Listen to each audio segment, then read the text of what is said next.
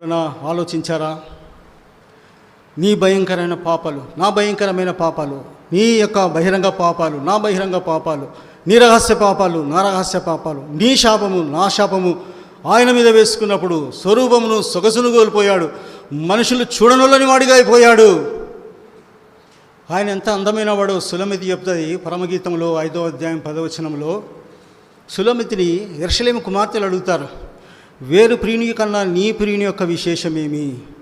వేరు ప్రియుని కన్నా నీ ప్రియుని యొక్క విశేషమేమి అంటే సులమితి అంటది కదా, నా ప్రియుడు ధవలవర్ణుడు రత్నవర్ణుడు 10,000 మందిలో గుర్తించదగినవాడు. నా పురుషుడు 10,000 మందిలో ఆ గుంపులో ఉన్నప్పుడు నా ప్రియుని గుర్తించవచ్చు. అంత ప్రకాశవంతమైన వాడు, అంత అందమైన వాడు. Is a mister universe. ప్రపంచంలో అందమైన వాడు. అటువంటి అందమైన వాడు కలవరిశిలో స్వరూపాన్ని సొగసును కోల్పోయిన వాడుగా ఉంటున్నాడు. అంత వికారుడైపోయాడు. నీ నా పాపని ఎంత గలీజో గుర్తించావా?